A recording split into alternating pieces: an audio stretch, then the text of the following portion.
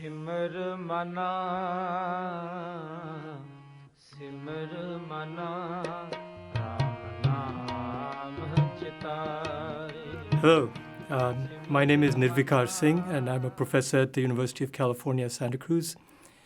I also hold a chair in Sikh and Punjabi Studies at UC Santa Cruz, and that was really the motivation for my developing this class, Introduction to the Sikhs. I've taught this class in the classroom for a decade, and I felt like this was something that I wanted to make available to a larger audience. The Sikhs are primarily a religious community, though one also has to recognize that religion is entangled with culture and society and so on. It's also a minority community, and both facts, religion and being a religious community and a minority community, I think require a certain degree of sensitivity in terms of talking about this topic. I'm going to take an academic approach to the topic, but also I'm going to speak as somebody who has grown up in the Sikh tradition, and I hope that together that combination of objectivity and experience will make this a useful class for whoever is watching. The Sikh community originated 500 years ago in the Punjab region of South Asia, and in this introductory lecture, I'll say a little bit more about where Punjab is, where South Asia is, and later on we'll also talk about the origins of the community. So this course introduces the community in a very basic way. It assumes no prior knowledge, but I think this course will be useful even for people who have some knowledge of the Sikh tradition and Sikh heritage, because it will provide some fresh perspectives. So we'll be covering history, beliefs, culture, and society, and I'll go into each of those in some depth in future lectures.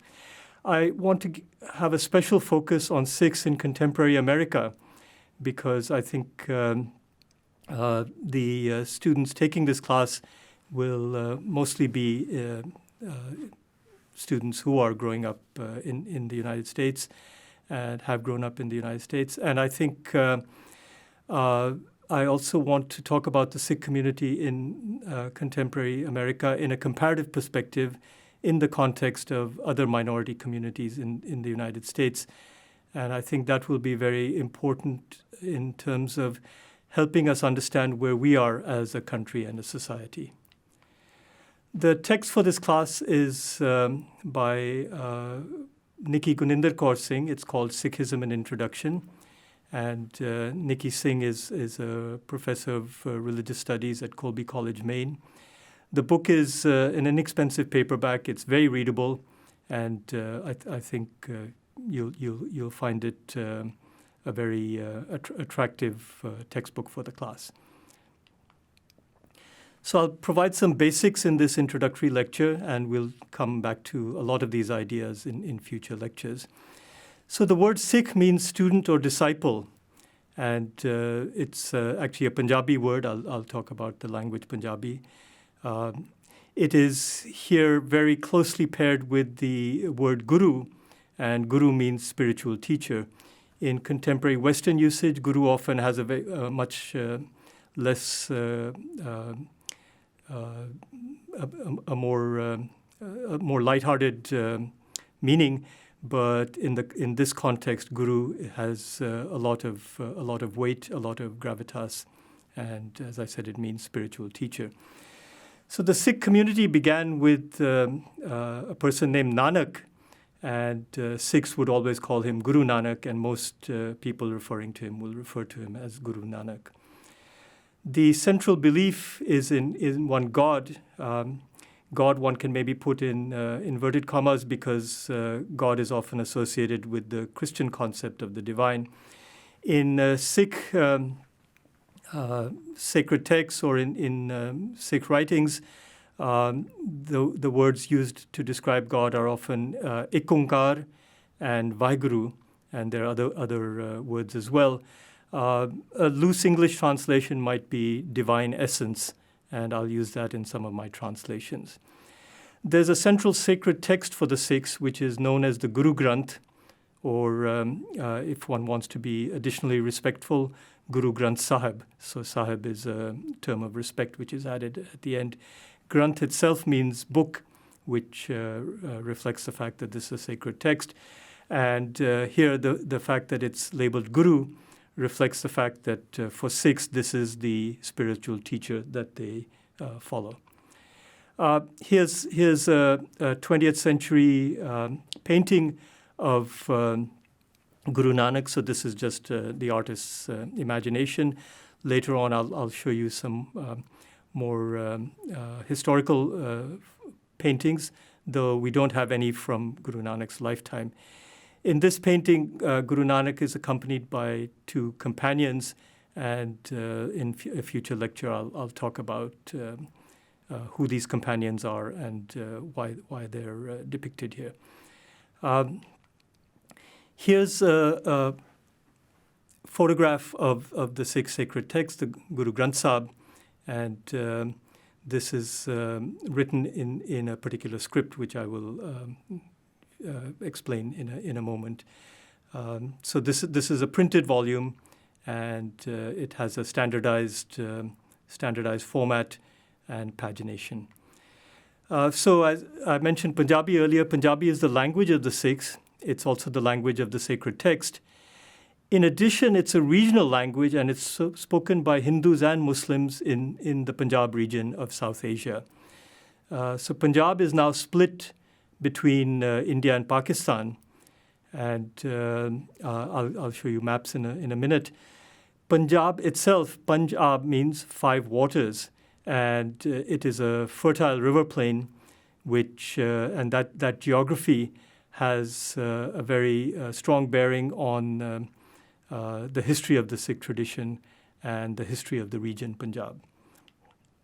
So here's a map of Southern Asia. So this is not just South Asia or even Asia. You can see on the left of the map, you can see part of East Africa, and traveling slightly east, you can see the Arabian Peninsula. So we often in the West describe that region as the Middle East, but it is, of course, part of the continent of Asia.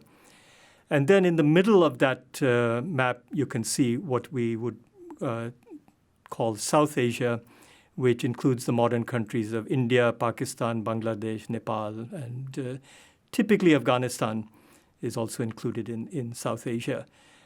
Here I've labeled the region Southern Asia because then we also have Southeast Asia, further east, including Myanmar, Thailand, Vietnam, Malaysia, and so on. So this gives you an idea of the geography of the region. Now, if you look at the center of that and slightly above the center of that map, you have actually the Punjab region. And here's a regional map. You won't be able to see the details very clearly, but what I want you to focus on is the colors. And the green represents the river plains. You can see the blue rivers that flow through this region. And then to the north, and especially the northeast, you have the Himalayan mountains, which are the tallest mountain range in the world. So to the north of Punjab, you have a region which is includes Kashmir and some other regions around that. And slightly slightly outside the map, you would have the Tibetan plateau. Before I end this lecture, I just want to introduce you to some videos which will give you some background, and they're informative and a lot of fun, and they'll give you, in some sense, a good way to get some general knowledge about the Sikh community beyond what you read in the text. So the first two videos are actually public service announcements. They were prepared with the purpose of informing the broader American community who the Sikhs are. We Are Sikhs features different Sikhs talking about how they fit into the American mainstream and how they have similar activities and interests as other Americans. The second video, Sikh American PSA, Public Service Announcement, is similar. That video actually, the second video features personality, Varis Singh Ahluwalia, who's a jewelry designer and has also acted in some Hollywood films. So again, he represents somebody who is meant to normalize Sikhs and help people understand that they are part of American society. The third video actually gives you quite a bit of information on the basics of Sikhism. It's an educational video prepared by a publisher. It features a young Sikh named Vishwajit Singh, and he talks about his personal journey being a Sikh growing up in America. The fourth video is an interview with Varis Ahluwalia, and again, there's some reprise of the ideas in the other videos. The final two videos I think are quite interesting. They're satirical comedy videos. Captain America is from a show called Totally Biased, which looks at, as you can imagine, biases within American society. It actually features Vishwajit Singh, and I'll encourage you to watch it. And similarly, the final video, Islamophobia, from The Daily Show. This is after the switch from Jon Stewart to Trevor Noah, so you'll be familiar with the host, Trevor Noah. This also features Hassan Minhaj, who was a correspondent for The Daily Show at the time. And it talks about Sikhs being mistaken for Muslims in contemporary America and how they deal with that. And one of the key ideas there is that Sikhs want to express solidarity with Muslims and not as one of the interviewees says, not throw them under the bus. So I'd urge you to watch these videos to get some background and some feel for both the community in abstract and also its life in contemporary America.